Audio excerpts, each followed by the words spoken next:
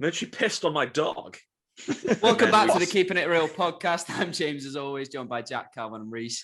Today we are reviewing episodes 2 and 3 of Loki, Ben Wheatley's InTheEarth, InTheHeights, Hitman's Wife's Bodyguard, and quickly Pixar's Luca and Kevin Hart's Fatherhood. So, guys, what should we start with? Someone throw one out. InTheHeights. Right, lovely. Nice. Reese, you haven't seen InTheHeights, so shut up. Jack, what do you think? I really enjoyed it. I'm an absolute sucker for a musical. Same. But I did have, I don't know, I enjoyed, I think I would have benefited from seeing, I think I would have liked to watch the stage show before it, so I have something to compare it to, like I did with like the Hamilton. I know the Hamilton one's literally that is just a stage show. But, you know, it's just the play. But like, you know, with that, like with the original cast, I got something to compare it to. But with this, I just went in, I didn't even know what it was about. I just knew it was set in like Washington Heights. I really enjoyed it. I think the songs are less memorable than other musicals that I've seen. Like, I couldn't tell you now a name of any of them, but I know I enjoyed them. That could not be true. I don't know. I remember the one. It's like a number. I don't know. 96,000 though. Yeah, that was a banger. And I think it looks good because they like, again, I haven't seen the stage show, but I think some of that stuff would look better on the screen than it would on stage because they can do so much more with it. Oh yeah, like in the pool and stuff. Like the whole pool bit, yeah, I thought was great. Yeah. And they can really just go for it. Oh, and the whole one of my favorite scenes was when they were on the fire escape. And then they start like dancing on the wall. I love that. Yeah, that was cool. I get what you mean about the music though, where it not being like as memorable, because I think it's because it's quite like conversational and like dialogue driven songs. I think like, and it doesn't take away from how good the songs are. I think they were all, I really enjoyed every song that played. But it's not like, I think it might be one of those things I have to watch it a few times for me to be like, this is great. I thought pretty much everyone gave a really good individual performance.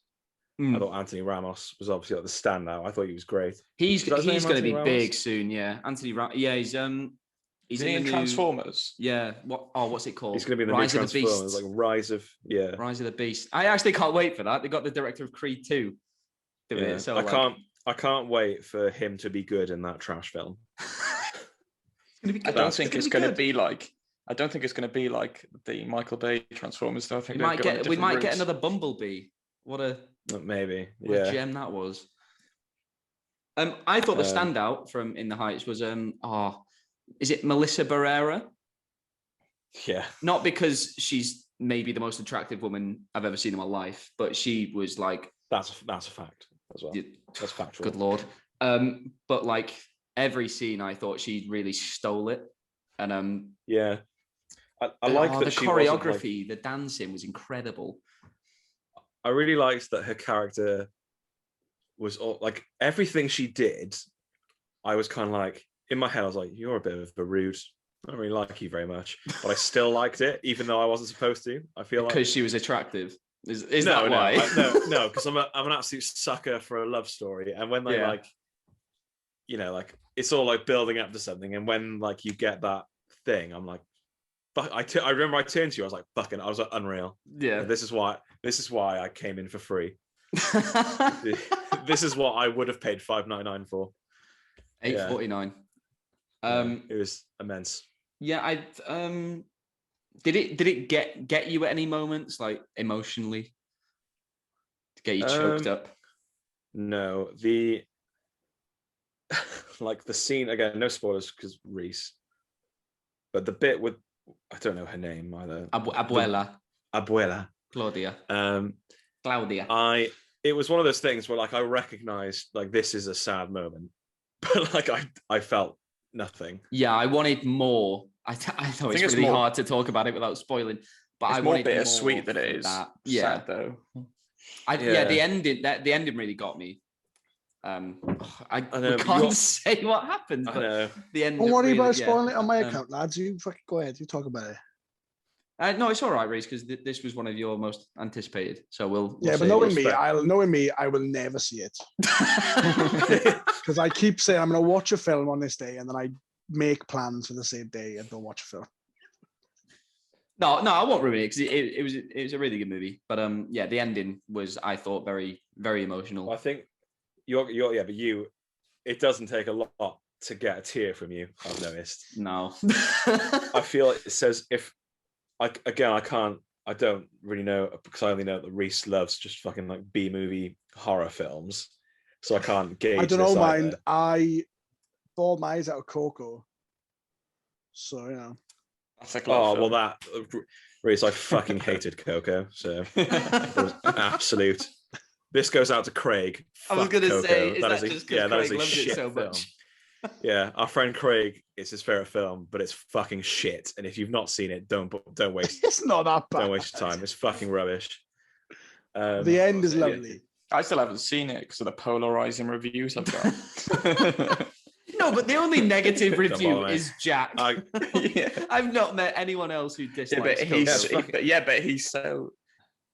He's very forward about it. Yeah, he goes with his heart. We won't even talk about Coco. I fucking hate Coco.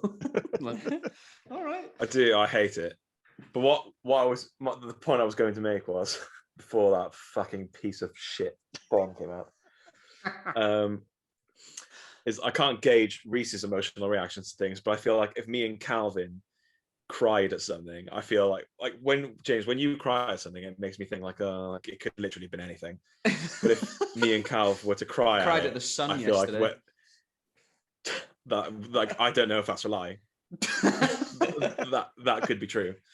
If me and Calv came away from something crying, I think people should take that as like, oh my god, this film's fucking. Yeah, I feel like I need to stop saying it because everyone's just like, well, yeah. It means nothing to me anymore. If you tell me that you cried for a genuine sad reason, as soon as you open your mouth, I'd be like, oh. I just wouldn't care already. I can't even defend myself. Jack, and if I do cry, I'll just send the picture of just. Just your tears. Covered in tears. Then I'll be able to gauge your emotional reactions to films. Calvin, what did you think in The Heights? I enjoyed it overall. I think I really love sort of film musicals. I think they're more for me than a stage musical. I do like a stage musical, but I think the added bonus you get with it being a film is, like Jack said, you can be very creative, and I love sort of how surreal they become, which I don't know, you don't never hear that mentioned when people talk about film musicals, how surreal they actually are. Like the scene with the fire escape. Yeah, the genre allows you to just forget about. Yeah, I don't think there's any other genre, space, does it? Any other genre that can sort of get away with it, like musicals can. Yeah. I really like Anthony Ramos, and he was obviously he was the main character, but I do think without him, this film wouldn't have been as good. He feels like he basically feels like a real person. I think like that's some of the issues I had. Yeah, some of the issues I had with the other songs, especially, I can't remember what the songs were actually, but a lot of the other songs involving a lot of the other people in the film didn't feel as authentic because their voices were so clean cut, where he has like genuine personality and a bit of grit to his voice. And that's what I really look for, especially about a film which is trying to be about, like working class Hispanic communities. I kind of like it. I think that's why I like La La Land so much, because they weren't the best dancers or singers, and it felt real. Other than that, I just felt the same as you guys. I don't feel the songs were very memorable. I don't know if it was because it was very conversational. But I generally think that is the one area where I just feel like it sort of falls a bit short. The songs in it are good, but you don't walk out of it like humming any of it. Well, I mean, anyway. I've listened to the soundtrack since like 4 times, and it has really grown. Yeah, I know it has really grown on me. So like I give it another listen through, and you might change your mind. But I get the conversational nature of them, because the songs are telling the story. it does make it, it's not as like, memorable as La La Land or I don't know, High School Musical. You're just trying not to say Hamilton. The absolute pinnacle. No, because Hamilton is of also movie quite musicals. Yeah, but Hamilton is also quite conversational, isn't it? Yeah. So it's very much in that vein, in that style, because obviously it is Lin-Manuel. But that has Miranda. memorable songs, so but of course, because I've listened to it 4 times now, I remember them. Yeah, of course you remember it. Yeah, they're ingrained into my head.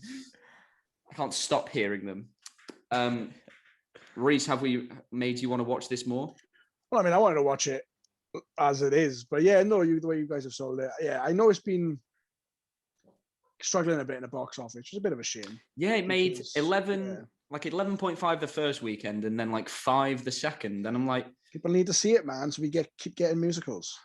Yeah, please, please go and see In the Heights, because I haven't seen it yet, but go see it. And I just want to get more. Don't be like me. Don't be like Reese, not see it. You'll never see it.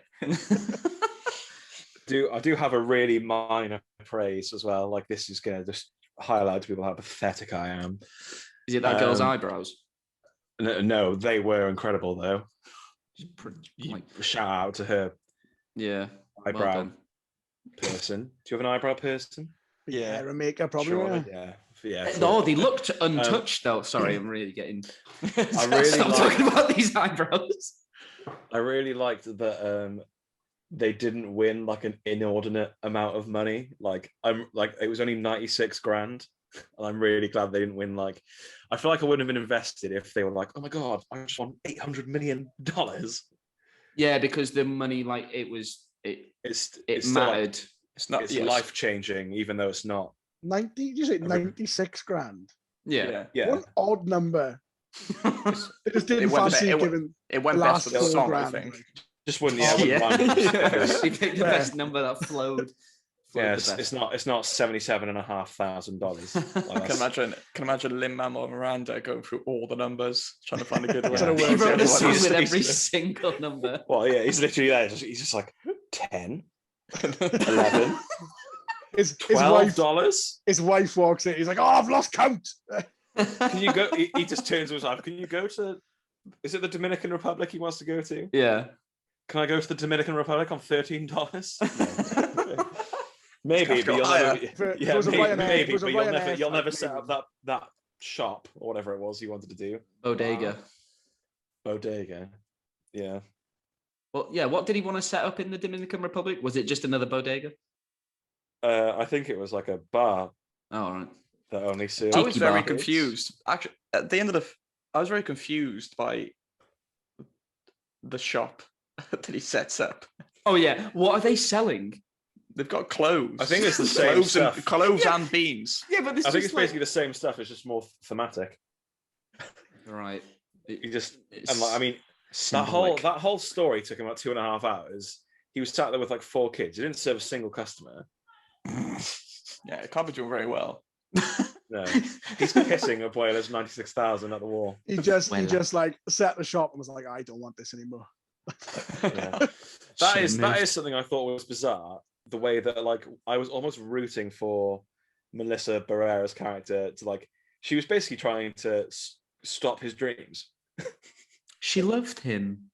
Yeah, I know, but like in like most films, and like if you love someone, like... you can get in the way. Okay. Yeah. Like, you can get in the way of everything they ever wanted. If you love someone like that, you could persuade them to give up on their dreams and fall in love with you. Which is basically that from you, James.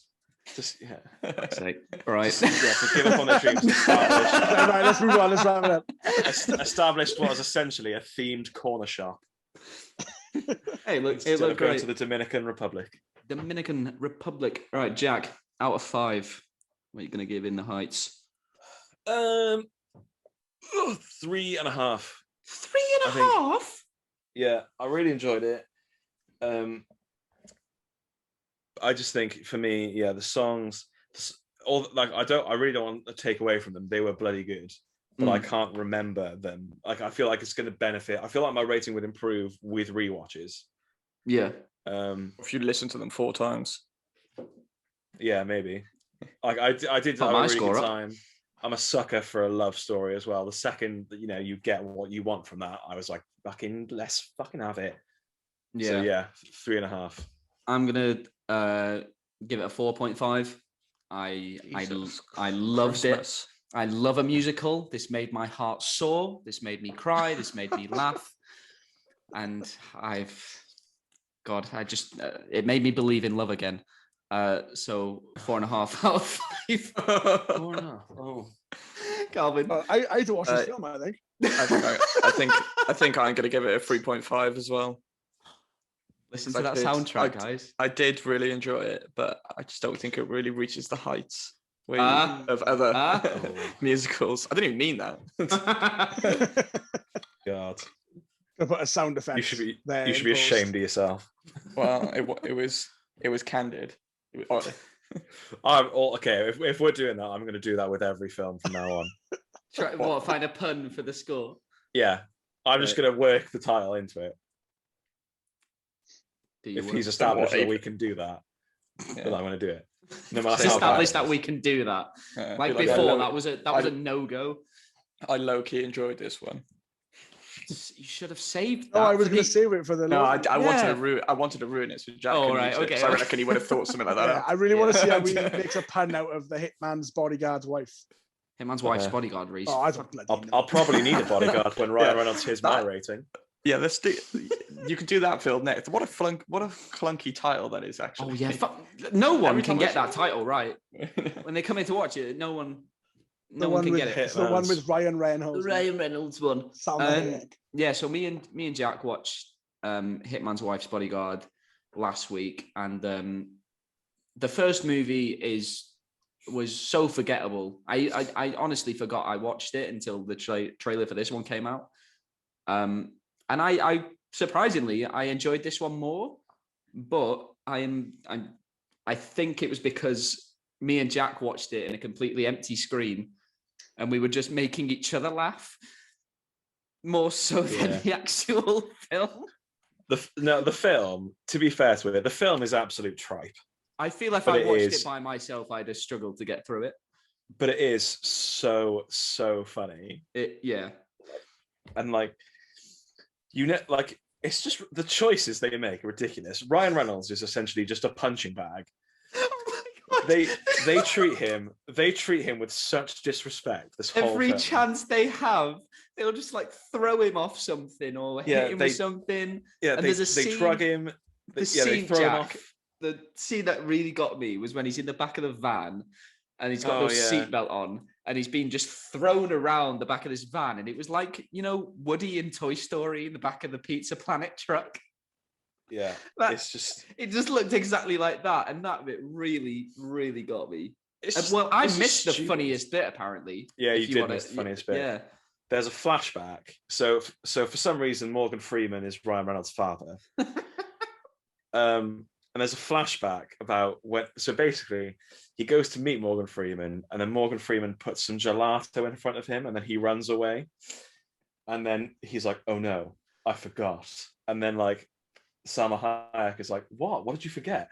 And there's a flashback of he used to go to the fair every Sunday with his mother, but he only went for the gelato. And when he was buying his gelato, an overweight man gets onto a ride, and he's so overweight that he breaks the bar. And it's one of those rides, it's like a big pole, and you're basically on like a swing, and it swings you round. And he breaks the bar, and he flies into his mother, and he knocks her off screen, and she dies. And like, firstly, the gelato's a trigger for him. How could Morgan Freeman ever possibly forget that? Like the most traumatic event in this child's life. No, because remember, Morgan Freeman wasn't a good guy. He was a bad guy, yeah. Yeah. But yeah, James walked out of that scene as well. He went to the toilet, and they came back, and Jack was crying. I was like, oh. If I went to the toilet and I came back and you told me that happened, I wouldn't believe you. I almost didn't, but I was like, he wouldn't make that up. It's ridiculous. I almost never want to see that scene because I already find it so funny. It's even funny. It's just the way that like it literally I don't even know how to explain it. She's on the very corner of the screen. He hits her, but then like she just flies out of frame, and that's it. And then it cuts to like a sad boy. Oh, that's It's just so dumb. good. I think Salma Hayek was so good in this, though. Like, Oh yeah, I'll give she her just that. let loose. Yeah. She was a shining star in this piece of shit. Well, yeah, because She like was- Selma Hayek is, she's funny in this. Samuel L. Jackson's really funny in this, and Ryan Reynolds is just, being Ryan Reynolds. But Yeah. the actual film they're in is like, fuck me, I can't remember anything about the plot. Yeah. I mean, No. all of a sudden they were just like blowing up cities and stuff, and I was like, what the like with all the like the the electric the EMP thing they had, and I was like, where the fuck has this come from? Yeah. Oh, can we? Yeah, we need to talk about Frank Grillo. Yeah, Frank Grillo plays hardened Boston cop Bobby O'Neill. I'm not sure if Frank Grillo is from Boston, but I've never heard him put on this accent, and it was distracting to say the least. Do either of you know off the top of your heads if Frank Grillo's had some kind of breakdown recently? Do you know off the top of your head? He honestly kind of looks like a man who's on the brink. No, he looked like he'd been dragged out of a river. He looked just pumped full of water. In his first scene, especially, he was like this. Yeah, the first scene. We're on the audio, but he was like that. I mean, he is from New York, so maybe. No, but he was Boston the first scene from Boston. The first scene looks like he's been pushed over the edge, and they've had to like slowly bring him back. And then like later on, he just looks like he's becoming progressively more normal. But the like first just scene come off is a like 5-day bender. Yeah, the first scene is like so. I was shocked. What's wrong with him? He looked so unwell. I can't believe they let him work. He looks just so ill. It wasn't a good look. They should have done another take. Yeah, but I'm grateful for Hitman's Wife's Bodyguard for giving us Bobby O'Neill, because obviously me and Jack have spun that into a whole thing. Yeah. So shit movie. It's getting a 2 out of 5 from me, but thank you, whoever the fuck directed this, for Bobby O'Neill. Yeah, this seems like McGee's work. I know it isn't McGee, but it's defo like it has. McGee has some hand in this film somewhere. He's a producer somewhere. Yeah, I'm gonna give it a 2 as well. It's not a good film. It didn't need to be made. I was shocked when I saw a trailer for it that they even thought it was worth making a sequel, but it was. I think even if I hadn't seen it with you, I think seeing it with you made it funnier because we were on our own. Yeah. But the bits that I found funny did genuinely make me like piss myself. It's funny moments in a bad film. So yeah, I'm gonna go 2 out of 5. I'll say this just to segue into the next movie. I didn't expect to enjoy this more than InTheEarth, but I definitely did. So me, Calvin, and Reese watched Ben Wheatley's InTheEarth the other night, and so it's it's a horror movie. It's set like, is it like mid or post pandemic? Don't know.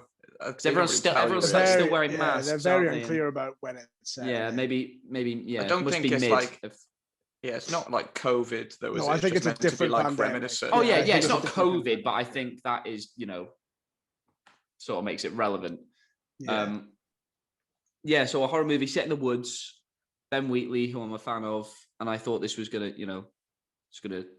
scare the tits off me, and I was just unsettled and uncomfortable for an hour and a half, and I hated it, and I wanted to leave. So I'm not going to do his job right then. Yeah. No, but I wasn't entertained. I was just. So all you want from films is to just be entertained. You don't want anything else from them to be like. I'll watch more ask certain questions of you. I am there to be entertained, to watch this hour and a half and feel like I got something from it, and I didn't. I was fair enough. So I just wanted to get my thoughts out of the way, and then you two can go off, because I know you two like this a lot more than me. So go ahead. Yeah, I really like Ben Wheatley as a director. I think he's proven over and over again that he can cover a broad sort of range of subjects in his films without necessarily bloating them like so many others would be sort of tempted. I also love that a film like this can ask sort of such big questions of its audience with such a small cast and such a small budget. I think like Ben Wheatley is one of the only directors who can sort of do that.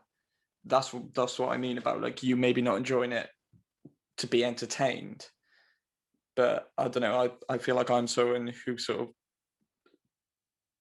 maybe willing to look a bit more past that, and I feel for me that's where I find enjoyment in these sort of films. Like I just really love the sort of the whole setup of it, and I just think if you're going to present your film in this way, sort of by posing questions as to whether something can be explained through science or is it in fact something entirely supernatural, then I think the best way they could have got that across was to eventually not reveal what it actually is, which I think is such a bold move, because I think so many other films and filmmakers will find it so tempting to show something towards its third act to give its audience like some sort of traditional payoff. And I like that it sort of asks really hard questions of the audience instead of directly telling them or showing them exactly what they want to see. I just think this film just does such a great job of that. And I think it does such a great job of directly setting out what it was trying to do. Yeah, I thought it brought up these concepts of, because, we think there's something in the woods, but is it science? Is it nature? Is it, something maybe like spiritual? And I thought it brought up those ideas and then just did nothing with them. And I needed a hint maybe of where they were going with this. Yeah. And I really got nothing from it. And when it ended, I was genuinely shocked. I was like, that's it. I just needed just something more. But yeah, that's just me. I don't know. I feel like this is the kind of horror film that I really like. I like horror films that like make you feel uncomfortable and like kind of put you off a bit. I think horror movies are just full of jump scares all the time. They're kind of like just a bit cheap. Because like they're not original jump scares anymore. Like it's the classic like, oh, they open a door and there's nothing there and they turn around and it's behind them. And they're just very like formulaic. So I feel like something like this where they don't kind of like go by the norms of horror films. And like Calvin said, this thing where the ending is kind of ambiguous. You don't know what it is. I really enjoyed that. And I just think like, I like it when the villain is like something like nature. Yeah, like force of nature. Yeah, like that's why I like films like The Ritual and like. See, I thought The Ritual had this a much better grasp of what it wanted to do with its story. But like films like that and like Midsommar and I forget its name, brilliant film. The one on Netflix with Dan Stevens in it. Oh, Apostle, yeah. Yeah, Apostle takes it one step further though and does show you, but it does it in such a way that it works for the sort of film, that film in particular. And I like what I like about this film. I like the use of sound in this film. Like not only at the end with the kind of big, like intense sounds that this scientist is creating, but like just the kind of music they play underneath all the way through. Because it wasn't like scary music or tense music. But any time that music like started playing, in my mind, I was like, right, something's going to happen here. And it kind of built that tension up a bit. Yeah, it's the same thing. The Shining does that really well. Yeah. Uses sound to build up and build up and build up. And The Shining does the same thing as this film in a way, where it builds up the music. So you expect there to be a payoff at the end, which might be like in most horror films, like a jump scare, but then it doesn't give you anything. And I just love that. I love horror films that can make you feel unsettled without actually showing you anything at all. I think that's tapping into like much like genuine real fears, because everything we fear is the unknown. And I think it makes the audience too comfortable to show them some sort of monster or whatever it is. Yeah. Because you expect that, don't you? That's what you expect from a horror film. You expect I'm going to sit here for like, if it's an hour and a half film, you're going to sit there for 45 minutes, not going to know what's happening. And then the last bit, you're going to get this presence. So you're like, right, that's what they're running from or trying to find. Whereas this is like you leave and you're like, well, you still don't know. Yeah. if it what it was like, Yeah, you're walking home after the film and you still feel like shit. I think it plays on that idea you haven't got like the payoff. You still I think it feel plays like, on that God, I feel idea awful. of isolation as well, because obviously we've all been, stuck inside. And in a way, they're kind of the opposite. They're outside, but for the most of it, those two people have been on their own. I know, like, we learn that they interact, but I think for a lot of it, they imply that they've been on their own, and how isolation can kind of drive you a bit mad, really. Ben Wheatley is also so great at sort of giving you really horrifying, sort of gruesome visuals, but he also can make his films so funny. Yeah, what surprised me was the comedy. I don't know if it helps with having someone like Reece Shearsmith from like Inside Number 9 and so good. League of Gentlemen, like that's his thing, and I just love everything that he does. He's so menacing, but he's so funny at the same time. But yeah, the moment when he's killed off is the funniest moment in the film, which shouldn't be. It shouldn't be funny, but it is. Yeah. It's not funny in like a shit way. That whole bit it's generally horrifying. The whole bit with the foot. Yeah, I was going to say and the just foot. The toe. Like I hate being vocal when I go to the cinema. I like to try and be as quiet as I can, but I just couldn't help. Well, yeah. So we watched this with our mate Connor, and all the way through, I could hear him going, "No." He's so vocal in the cinema. I had him one side, then I had a couple to the left of me, and the guy was like watching, like, just so intently, and his girlfriend was just in his ear, like, "What's going on? What's that?" I looked over. I have no idea. And he was just like, "I'm not having fun," because she was just like in his ear. The gore in this was like deeply upset. Like it wasn't. Yeah, you should all definitely watch Kill List. Yeah, that's so good. I think it's gory, but it's not over the top. No, but it's more realistic, and that's what made me feel it's unsettling because it's realistic. I've not been this like freaked out by a bit of gore since Green Room. Yeah, same. That really unsettled me. Green Room. Oh, when they're like hacking the arm off. Yeah. One thing that got me as well, that I think is really clever, is his use of like camera cuts. Like there were some bits where there were such random camera cuts to like other bits, and they would feel like they were tiny jumps. They're like.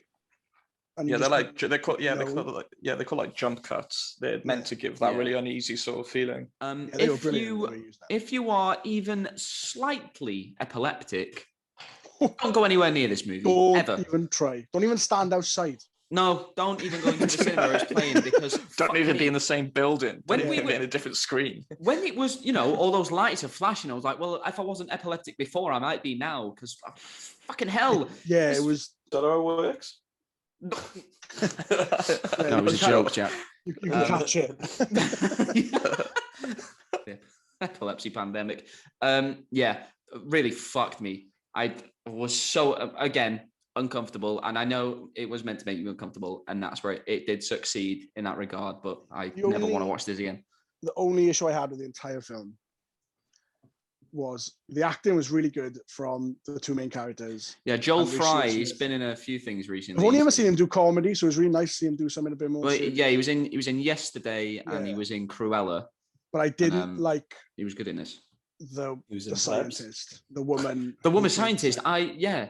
She gave me very big Maisie Williams vibes. I don't know if it's just because I'm not a big fan of Maisie Williams, but that put me off her. No, I don't think she was good. I feel like she was like trying to play this like deeply disturbed, like, bit messed up in the head, but it just felt like how maybe a GCSE drama kid would play a disturbed person.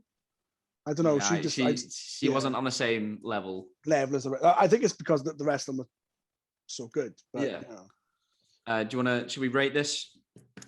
Yeah, you can go first. Yeah, I'll go first. 1.5 out of 5. I really didn't enjoy this. I guess it succeeded in making me uncomfortable. Sure, Joel Fry was good. The comedy worked. Maybe a 2. Maybe a 2. I'll go up to a 2. You said 1.5 now. This would have been a firm 0 on Jack. Yeah, never watch this, Jack. It's got a real negative atmosphere, man. That's what I really don't appreciate about them, the negative atmosphere. Never mind the jokes. No, because you don't like any horror movies, really, do you? Like, you're just not there. You're not there for that. I like the trendy ones. Trendy ones. Yeah, he likes The Shining, basically. I like a fun horror movie. I want to get scared and have fun and enjoy. Enjoy myself. I tell you what, Paul. Next time you walk me through a forest, you shit yourself. I do anyway. There we go. Yeah, even in the middle of the day. This film's playing the long game.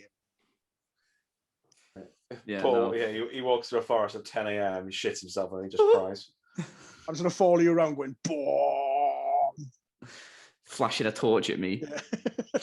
Yeah, Calvin, out of 5. 4 stars. Great film. Fuck. Yeah. Yeah, it's a 4 for me as well. I really enjoyed it. Bloody hell. And, yeah. I really brought down that average. It's not right. even a 10 out of 15. Was it 82.7 out of 6? I don't know. Right. Before we get into Loki, I'll just briefly mention Luca. So it's Pixar's new movie. Beautiful animation, really good score. I had no fucking idea this was about sea monsters. I thought this was like animated Call Me by Your Name, and I was like, when he's animated, Isn't it about animated like guys small gonna like fuck a boys? peach or something? Yeah, but they're mermaids. They're You thought these merboys were gonna fuck a sea peach? yeah, I don't know. Sea Sea peach. Yeah, so I was obviously surprised because I had no idea what it was about. Really nice, not one of the best Pixar movies, sort of like a middling one. And then Fatherhood with Kevin Hart. It's his. I know he sort of like dipped his toe into drama with the Upside, the remake of the Untouchables. Yeah, so but he still had Untouchables. he still had a lot of comedy to his character there, and I feel that's where Fatherhood lacks, because Kevin Hart is just a naturally funny guy, and he feels like at every possible turn he's like beating that funny bone out of him. And I was like, you can joke around a little bit now and then. It would feel normal, still feel dramatic. But yeah, so I had no idea. I thought this was a comedy, and within 10 minutes, I was sobbing. So it's a decent movie. It's nothing to us. Yeah, probably very happy all the way through. Wept all the way through Luca as well. So Luca, I'd give probably a 3.5 out of 5, and Fatherhood, I'll give a 2.5. I thought you were going to give it a 5 then. You hesitated. Like it that much, I'll give it a 5. Right, Loki. So we're a bit late recording this week, so we'll just cover episodes 2 and 3. Does anyone really remember what happened in episode 2? Yeah. Oh, that's where he's figuring out. Yeah, that's what I've been doing while you've been reviewing these films. I'm trying to remember the second episode of Loki. Yeah, so he's figuring out where this Loki variant is going to be hiding. And he defiles Owen Wilson's salad. Yeah. I thought you were saying something else. Their relationship was the highlight. Yeah, for sure.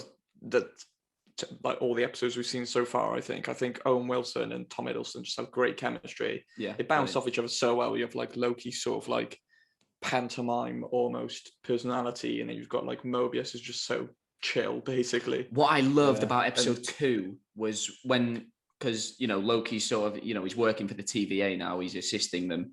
I just liked how he really just like fell into that role, and he sort of he was just feeling it a bit, and like I liked him. He just sort of was happy to be there. They almost made it like it happened in a funny way, because why would he go from episode 1 to episode 2 to being there? And they did it in a way which was funny, to be like, oh yeah, he would do that. Yeah, and obviously he's playing the long con, really. We know that because he's trying to get a one up on them, and and that's why I think he's sort of like ass kissing his way in. That's why I feel like he's a bit excitable. I hope the long con is a bit more than him just trying to overthrow the timekeepers, though. I think there'll be more to it. I don't think. I think if they don't add more, it will not do any justice to Loki as a character. No, I know Tom Hiddleston did say in an interview that episode 4 into episode 5 is like he thinks the peak of the series, because it really goes in a different direction than what we're expecting. So next week, big reveal maybe. Yeah. Yeah, I thought episode 2 was really great. I thought it was better than the first. I just love how Marvel has, just so effortlessly thrown us into this new world. And already I'm like, yeah, I get it. I get where we are. I get what we're doing. And like the tone of it, I'm not a Doctor Who fan. I don't know if any of you are, but I'm just sort of getting like a Doctor Who if it was cool. Yeah, I got Doctor Who vibes. I got Doctor Who vibes more from the 3rd episode. Yeah, so did I. But yeah, I am getting Doctor Who vibes from it. And Doctor Who is cool. What are you talking about? Not for me. What did you guys think it's about episode 2? Not cool. I've got Reese. Yeah, I just thought it was a really solid episode. We kind of found out more about the other characters in it, and Mobius. Is this the one we talked about a jet ski? That was episode 2. Yeah. Episode 2, yeah. Well, he's not, yeah. Yeah, and that was the kind of first hint where I was like, there's more to these people than them being born. Because if you don't know what a jet ski is, you're not gonna. I feel like you wouldn't find it that cool. Also, him like every time he's drinking something, it's like a 90s brand, 90s era brand. So like, there's definitely something more there. I love the bit when they go to Pompeii. It's just like a nice silly touch to go back and be like, just ruining everything. But also then like advancing the story. Like when I saw that there was going to be all these places in the trailer that they showed Pompeii, and I was wondering what it was going to be. Yeah, but I like the idea of this, this variant choosing to hide in apocalypses. And I did feel as if the reveal came a bit too quick, but I guess that's because they haven't got that many episodes this season. Yeah, I think I thought 6 was confirmed, but I know episode 3 was shorter. It was basically like 35 minutes with credits. My favorite bit of that, though, and I like it in every film. I said it. It's such a silly thing, but I love it. I like when they use red lighting in films. You know what? There's just something about red lighting, right? You put it in a film, it just makes it 10 times cooler.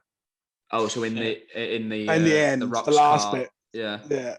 Just like whenever they put red light in, I'm like, that's cool. And I appreciate that they put it in this. I thought it was a really solid episode. Weird little tangent about red lights. Hey, listen, you got to appreciate the production team, man. They put a lot of thought into it. No, the production design on this show is fucking incredible.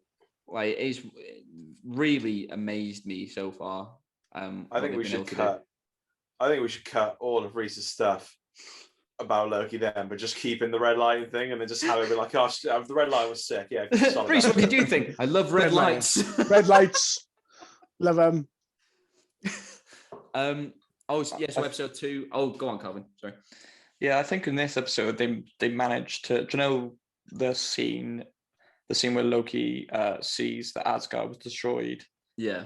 And then him reacting to it and being quite emotional. I feel like that stuck better than what happened in the first episode where they showed him like all through his. I feel like what they did in this one was. I feel like it just meant more. It felt like more, and I liked that it didn't linger too long, because it more than served its purpose in those like in that minute long scene or whatever it was. Yeah, and I just like that. It served its purpose, and we get to see Loki's growth over just these 2 episodes. As this isn't the Loki that we saw grow throughout the MCU so far. Mm-hmm. This is the Loki who was at the very pinnacle of his like sort of galactic conquest, and now he's been like brutally humbled by these essential like time god aliens. Yeah, and now they've basically told him that he's nothing. And his whole life, he's being a stepping stone for the real heroes in the stories. I love that. I just think that scene did such a great job compared to what the scene where they show all of his life in the first episode did. I think that was just more of a catch-up thing for him. Yeah. Jack, what did you think of episode 2? Yeah, I agree with Cal in the sense that I think the best part about this show so far is the Owen Wilson, Tom Hiddleston like chemistry. I like that, like it starts off Loki's just trying to do all his same shit. Like, he thinks he thinks that everyone is an idiot, basically. He's just going to trick everyone and take over. Yeah, he's going to believe me. And then I just love that, like, through the whole thing, that Mobius he sees through it instantly. He's like, well, you're talking absolute bollocks. Yeah. Basically. I was intrigued by that whole jet ski thing. Initially, that's a bit weird. Like, of all the things, you live in this otherworldly place where you basically control time and but we know from episode 3 we know something about them now. So I mean, he will be on a jet ski by the end of this show. See, my thing is, I reckon he's gonna die, and he's not gonna get to ride a jet ski. Oh no. Maybe he'll get killed by a jet ski. Wow. That'd be cool. Not like a jet ski with a gun, like maybe someone on a jet ski. Jet ski. I also like how Loki seems to be like, obviously he's like, he doesn't want to help. He's just against it. And then when he kind of figures out that the variant's hiding in apocalypses, he's so excited he's figured it out. It's almost like a kid like showing his dad, like, Dad, I figured it out, Dad. Like, this is crazy. And like he wants. And then Mobius's reaction is like, "You're gonna take my job off me." I'm like, "Oh, the friends." Yeah, he just wants that like approval. So I feel like he almost gets lost in himself then, because he's like, this is stupid. It's like a teenager, like, this is dumb. And then he figures out and he's like, actually, it's pretty cool. Yeah, he's like, oh. Yeah. So episode 3. Oh no. Well, so at end of episode 2, we meet Lady Loki, aka Sylvie, the Loki variant, and we don't get a lot from her at the end of episode 2. But Loki follows her through the time door, whatever the fucking called. And then we go on an adventure on what was does anyone remember the planet in episode 3? Something 1. Lamentis 1. Lamentis 1, yeah. Go on. I just thought this episode was poor. It really left me feeling flat after it. Yeah, after it's the like first you two, said. It's like you said. So good. It's like you said after you felt after InTheEarth. Like after this episode, I was like, "Is that it?" And you never want to feel like that after you watch anything, because you feel unfulfilled. It felt like a bit like filler. Yeah. To me, like Marvel, come on, we should have been given this sort of episode in a 6-episode mini-series. That's right. You've not got the time. Yeah, if it was 10 episodes, like in this episode, there's absolutely no plot progression. There's not even much character progression beyond just trying to build a rapport between these two characters. A large portion of the episode was just spent on the train, where they were just talking, but not really about anything that was to progress the already short runtime of the show. Like I said, fair enough, this was 10 episodes. You could have had this sort of episode, but I really think they've took a misstep here, and this time could have been spent doing something else. I like this whole. Oh, go on. And this whole episode was like, oh, they might fuck. No, but they might die. Like, and it was like nothing else. So Mr. and Mrs. Smith. Those two Lokis, fuck, like, that would be those crazy. 2 points. And that's Mr. Yes, Mr. and Mrs. Smith, but if your wife was just yourself. Yeah. Dream. I did like the end when it kind of ramped up a bit and it got a bit quicker, and then we had that really cool kind of one-shot scene. Yeah.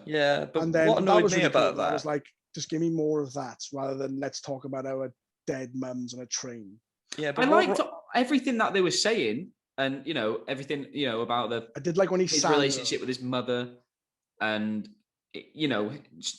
Sylvie is a variant of him, but they've had very different lives, and they are completely different entities. And I liked what they were learning about each other, and maybe gaining to trust each other and stuff. And I liked all of that. It's just the actual journey, like the physical journey they were on, I thought was very, we didn't need it. It could have been something else. It could have been something important. And this felt just, the whole how the time dial or whatever gets broken. I'm like, well, we don't need it. We could be doing something I feel more important towards the progression of the overall plot. This felt like filler. Yeah, if you're gonna do something like this, it's the classic episode where the protagonist gets stuck somewhere and they need to get out of it. If you're gonna, but put them somewhere interesting. Yeah, the setting it was just a vast open, and then visually. I didn't mind what was being said, like you said, in the conversation, but it was the fact that the conversation felt like it was like a 10 to 15 minute scene. Like it took up a large portion of this episode, and you could have had that going on whilst we're progressing to something where we care about. And I also was slightly annoyed at the end of the episode because what they were doing in this episode didn't even feel resolved. Well, no, it feels didn't. Like they're still going to be coming off the back of this in the next episode. And I would have liked, I even thought they were going to do the Marvel thing, where at the end of the episode, they were going to tease something else for next week, I sat through the whole credits. I was like, there's got to be something more. Yeah, I thought they were going to give us a small scene so we can all go excited into next week. But now it just looks like we're just going to start off at the tail end of this boring planet that's about to blow up. Yeah, it was definitely the weakest episode so far, and it's a shame because I like the first two I thought would stand out of like all the shows they've done thus far. Jack, what did you think of episode 3? It's all right, isn't it? No, I kind of agree with most points. I feel like I didn't dislike it to the degree that you guys did, but I think it's the worst episode. Yeah, I didn't dislike it. I didn't dislike it. I thought it was fine, but I think it's the drop off from what we were getting. And like, it felt like 30 minutes of them like having a conversation, and they were both trying to like one up each other like the whole time. I like that though, because it is they are both Loki. Like they were having this conversation, and obviously it was like very nice, and they got very kind of deep with each other. But in the back of my mind, I was like, is any of it genuine?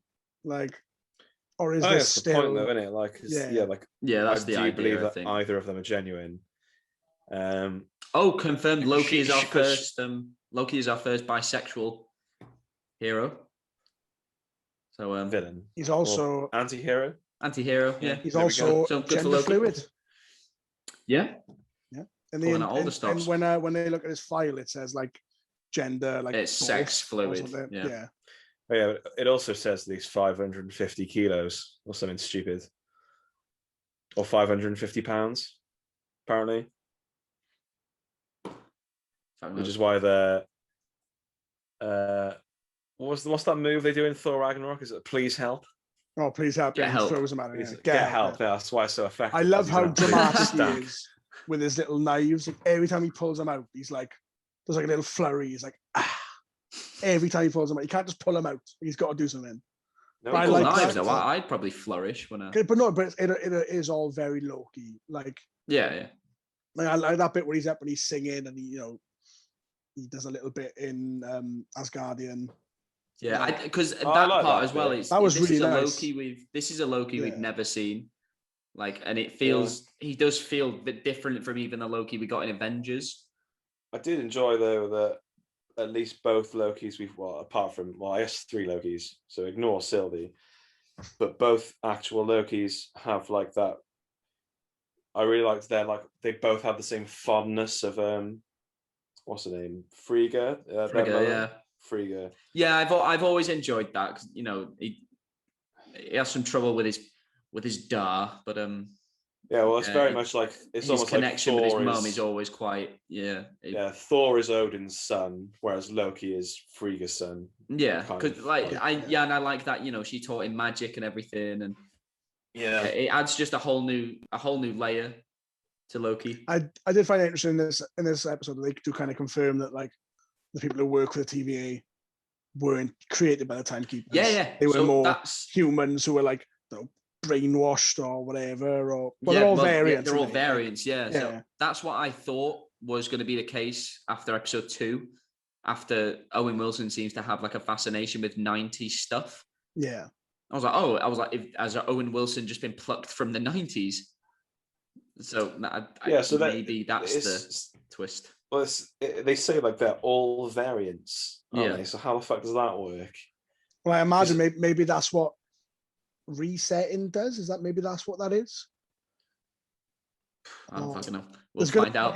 We're gonna have. Then why wouldn't they? But then why wouldn't they reset Loki anyway?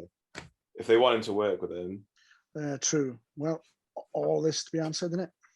3 more episodes, and apparently 4 and 5 are the best. So we got that to look forward to. Do we want to rate these 2 episodes? Yeah. I'll go a 4 for episode 2, and I'll do a 3 for episode 3. Again, it was fine, but I think the level of the quality from 1 to 2 to 3, it was quite a drop off. Yeah, I would say 4 than a 3, because it wasn't a bad episode, but compared to the others, it wasn't a bad. Oh my god, what was that? I don't know what that was. That was my girlfriend cackling in the other room. Jack, what are your ratings? Yeah, I guess Bloody hell. I guess every week without fail. I thought we were doing encapsulatory, like for both, like a 1 overall rank, but nah. Keep it. Which I still didn't have a number for, but I was not prepared for it. Keep it separate. Right. I'll go on. I didn't even give you a number. You said the same. I like not properly. Go on then. So a 4 for episode 2, and no, I'll say I really enjoyed episode 2, so I'll say 4.5, and then I'll say 3. All right, for episode 3. Calvin has said 3.5 for 2 and 2.5 for 3. Nice. Yeah, Calvin got sucked from the Zoom call. He's gone. We're wrapping up anyway, aren't we? So we'll be back next week. Again, we don't know what day. We're all over the place at the minute. But it's whenever we fucking feel like it. Yeah, whatever we want. But it's the big one next week. It's the big one next week. It's Fast and Furious 9. And I cannot wait. I am so excited to talk about this movie. And maybe even Loki 4, depending on what day. Maybe Loki 4, depending on what comes day. out with. Maybe even Loki 5. The whole fucking series. Maybe we'll do Hawkeye. I don't know. I don't know when this next one's coming out. Yeah, so next week. Fucking case. Next week, join us again for the review of Fast 9, maybe Loki. Until then, please share this around if you enjoyed. Go to our Twitter at Keeping It Real UK. From there, you can find links to all our streaming platforms.